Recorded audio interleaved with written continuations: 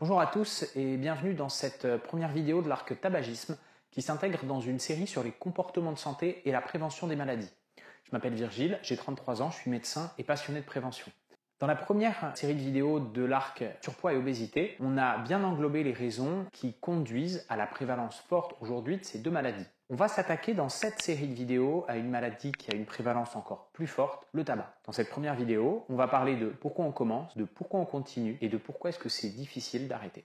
Un petit peu de contexte tout d'abord. En 2022, en France, il y a 32% des adultes qui sont fumeurs réguliers et 25% qui sont fumeurs quotidiens, ce qui fait à peu près 12 millions de personnes de 18 à 75 ans. Parmi ces fumeurs, il y en a 7 millions, c'est-à-dire à peu près 6 sur 10, qui aimeraient arrêter. Donc gros problème de santé publique hyper important. Le tabagisme, il est malgré tout aujourd'hui dans une cinétique d'évolution plutôt favorable. Ça ne veut pas dire que tout est gagné, mais ça veut dire que par rapport à il y a 50 ans, il y a pas mal de travail qui a été fait. Ça a commencé pour de vrai en 76 avec la loi Veil qui a permis d'arriver à un plateau de consommation de tabac et de cigarettes qui était jusqu'à présent plutôt en croissance. La loi Veil en 76, elle permet de réglementer la promotion des produits issus du tabac. Ça veut dire qu'on a toujours le droit d'en faire un petit peu de pub, mais de manière beaucoup moins importante qu'avant. Elle conduit à la création d'un plateau qui va durer jusqu'en 91 avec la loi E20, à la suite de laquelle on a carrément une interdiction de la promotion des produits du tabac et puis aussi une interdiction de la consommation des produits du tabac et des cigarettes notamment dans les lieux publics. Et cette loi E20 en 91 qui vient renforcer la loi Veil de 76, elle permet d'arriver non plus à un plateau mais à une diminution de la consommation du tabac.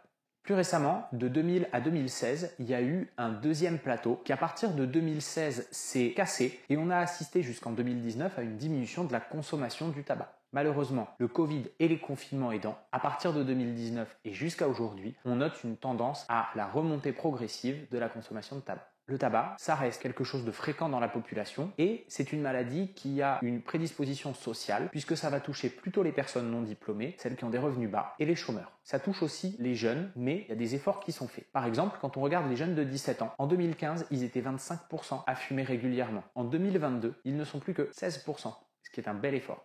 Pourquoi est-ce qu'ils commencent les jeunes? Eh bien, ils commencent la plupart du temps pour faire comme les copains, pour passer à l'âge adulte, pour une sorte de rituel. C'est soit de l'intégration dans un groupe, soit de l'émancipation de la cellule familiale. Quoi qu'il en soit, il y a un peu le côté rite de passage. Et on commence dans ce contexte. Le tabac, de toute manière, quand on commence, c'est un contexte, un produit, une personne. Donc le contexte, c'est le rite de passage. Et c'est pour ça qu'on commence. On commence pour faire comme les copains. Souvent, on continue pour autre chose, à cause des modèles, à cause de la cellule familiale, à cause de l'addiction, et ça, on en parle juste après. Mais si on commence, c'est pour s'émanciper d'un groupe et pour s'intégrer dans un autre. Contexte. La personne, c'est deux facteurs principalement qui expliquent le fait que ça soit à l'adolescence que ça se passe. C'est d'une part les personnes qui ont une estime de soi qui sont plutôt basses, et ça les adolescents y sont relativement sensibles. Et puis il y a le manque d'éducation, que ce soit de la littératie, c'est-à-dire la pénétrance dans la classe des adolescents des informations sur les méfaits et les effets néfastes du tabac. Aujourd'hui dans les lycées, il y a en moyenne 1 à 2 heures maximum qui sont dédiées au comportement de santé et notamment au tabac, ce qui est relativement peu. Et puis il y a aussi l'éducation par l'exemple, le fait de voir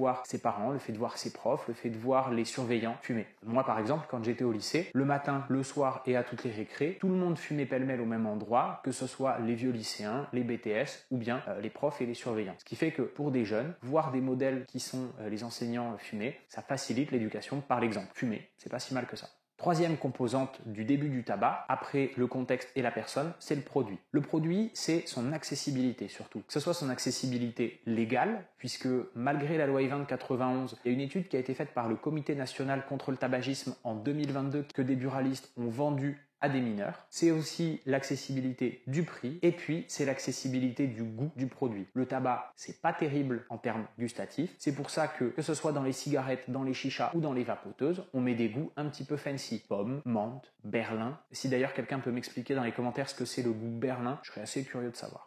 Petite digression, je vous parle de chicha, je vous parle de vapoteuse, je pourrais vous parler aussi de snus ou vous parler de puff, parce qu'en fait c'est pas le tabac qu'on vous vend, c'est de la nicotine. C'est pour ça que des groupes historiquement vendeurs de cigarettes se mettent de plus en plus à racheter des fabricants de snus ou des fabricants de vapoteuses. Et ça c'est arrivé à peu près depuis 2015-2016. Par exemple, le groupe Altria qui possède les cigarettes Marlboro ou les cigarettes Philippe Machin, il a racheté Enjoy qui est un fabricant de cigarettes électroniques pour 3 milliards de dollars. Un de leurs concurrents principaux qui est BAT, British American American Tobacco, qui a les cigarettes Lucky Luke ou les cigarettes Alain Delon, et je vous assure, il y a vraiment des cigarettes Alain Delon, a racheté dernièrement la marque Drift, qui fait des dérivés synthétiques de nicotine et qui a bien pénétré le marché américain. Petit récap du coup sur pourquoi est-ce qu'on commence. Parce qu'il y a un contexte, une personne et un produit qui matchent au même endroit, au même moment. Alors, on ne peut pas énormément jouer sur le contexte. Les adolescents qui ont un rite de passage et qui veulent arriver à l'âge adulte, ça fait partie de l'évolution. Par contre, on peut jouer sur la personne en augmentant l'éducation des jeunes adolescents, que ce soit l'éducation par la littératie, c'est ce que j'essaye de faire avec cette vidéo, ou l'éducation par l'exemple, peut-être en renforçant la loi E20, ou en tout cas son application dans les lieux publics qui reçoivent des enfants, enfin des adolescents.